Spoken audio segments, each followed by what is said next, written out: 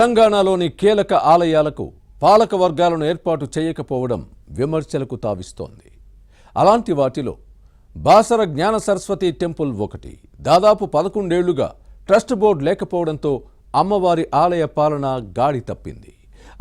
పాలన లేకపోవడంతో భక్తులకు ఇక్కట్లు తప్పడం లేదు. బాసర టెంపుల్కు పాలక మండలి ఏర్పాటు చేయకపోవడానికి కారణాలేంటి? అప్పట్లో కారు పార్టీ నేతల ఆధిపత్య పోరుతో ట్రస్ట్ బోర్డు అంశాన్ని పక్కకు పెడితే ఇప్పుడు కాంగ్రెస్లోని వర్గపోరుతో జాప్యం జరుగుతోందన్న విమర్శలు వస్తున్నాయి. రాష్ట్ర ప్రభుత్వ వైఖరిపై ఎలాంటి చర్చ సాగుతోంది? భక్తులేమంటున్నారు? Was the story.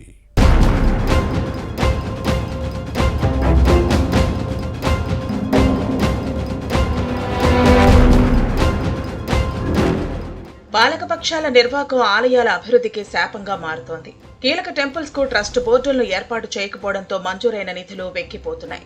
ప్రభుత్వాలు వ్యవహరిస్తున్న తీరుపై భక్తులు, హిందూ ధార్మిక సంఘాలు ఆగ్రహం వ్యక్తం చేస్తున్నాయి. సర్కారు వ్యవహారాన్ని ఆయా పార్టీ నేతలే తప్పుపట్టే పరిస్థితి ఉంది. అభివృద్ధికి ఆటంకంగా మారుతోందన్న వాదనలు ఉన్నాయి. నిర్మల్ జిల్లా బాసర గుడి విషయంలో ఇదే జరిగింది. దక్షిణ భారతదేశంలోనే ప్రముఖ ఆలయాల్లో ఒకటైన బాసర పుణ్యక్షేత్రానికి పాలకవర్గం లేదు. తెలుగు రాష్ట్రాలే కాక మహారాష్ట్ర, కర్ణాటక నుంచి భక్తులు వస్తూ ఉంటారు. నిబంధనల ప్రకారం కాలపరిమితి పూర్తయిన ఏడాదిలోపు నూతన పాలక మండలిని నియమించాలి. కానీ ఇక్కడ కొన్నేళ్లుగా జాప్యం జరుగుతోంది. బీఆర్ఎస్ ప్రభుత్వం రాష్ట్రంలోని పలు ఆలయాలకు పాలక వర్గాలను నియమించింది. కానీ బాసర్ను విస్మరించింది.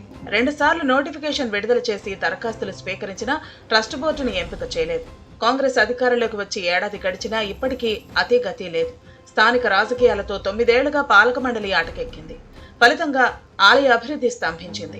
పాలక వర్గం ఉంటే గతంలో ఆలయ అభివృద్ధికి మంజూరైన 42 కోట్ల నిధులు వెనక్కి పోయేవి కావన్న అభిప్రాయాలు ఉన్నాయి. ఈ విషయాన్ని పరిశీలిస్తే ప్రభుత్వ వ్యవహారాలు ఎలా ఉన్నాయో అర్థం చేసుకోవచ్చు.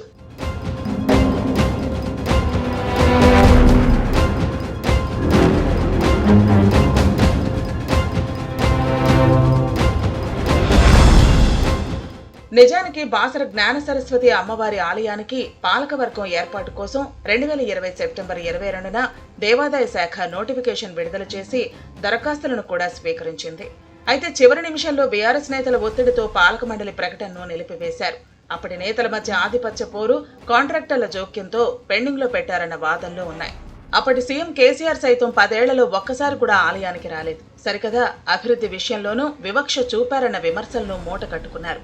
బాసర్ను ఎంత అభివృద్ధి చేసినా, ఆలయాన్ని వెలుగులోకి తెచ్చినా అది ఉమ్మడి రాష్ట్ర సీఎం చంద్రబాబు నాయుడు ఖాతాలో పడుతుందన్న లెక్కలతో కేసీఆర్ అప్పట్లో పట్టించుకోలేదన్న విమర్శలు ఉన్నాయి.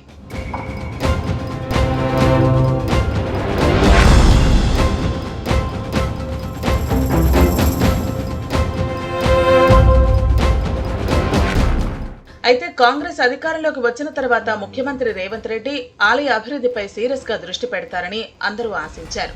కానీ ఇప్పటికీ పరిస్థితి ఎక్కడ వేసిన గొంగడి అక్కడే అన్న చందంగా ఉంది. మళ్లీ స్థానిక రాజకీయ వర్గపోరే ఆలయానికి పాలకవర్గం లేకుండా చేస్తోందన్న విమర్శలు ఉన్నాయి. మాజీ ఎమ్మెల్యేలు నారాయణరావు పటేల్, విఠల్ రెడ్డి వేర్వేరు గ్రూపులకు నేతృత్వం వహిస్తున్నారు. ఇందులో నారాయణరావు పటేల్ సీనియర్. గత అసెంబ్లీ ఎన్నికల్లో కాంగ్రెస్ నుంచి ఓడిపోయారు. బీఆర్ఎస్ నుంచి పరాజయం పాలైన విఠల్ రెడ్డి ఆ తర్వాత అధికార కాంగ్రెస్ లో చేరారు. ఈ ఇద్దరికి నియోజకవర్గంలో అనుచర వర్గం ఉంది. వీరికి తోడు పాత కాంగ్రెస్ నేతలు ఉన్నారు. ఈ నేపథ్యంలో అందరూ ఆలయంపై పట్టు కోసం ప్రయత్నాలు చేస్తున్నారు. దీంతో నూతన పాలకవర్గం ఎంపిక సంక్లిష్టంగా మారిందన్న అభిప్రాయాలు ఉన్నాయి. లోకల్ లీడర్ల పోకడలే జాప్యానికి కారణం. దీంతో ప్రభుత్వాలు కూడా మనకెందుకులే అన్న ధోరణితో వ్యవహరిస్తున్నాయి. కదిలిస్తే కంపు, ఏరి కోరి ట్రస్ట్ బోర్డుని ఎంపిక చేసి లేనిపోని గొడవలు, తలనొప్పి తెచ్చుకోవటం ఎందుకని వదిలేశారన్న విమర్శలు ఉన్నాయి. పోయేది భక్తులే కదా, ఏ సమస్య వచ్చినా నిట్టూర్చుకుని ఉండిపోతారనే అభిప్రాయం పాలకుల్లో కనిపిస్తోంది.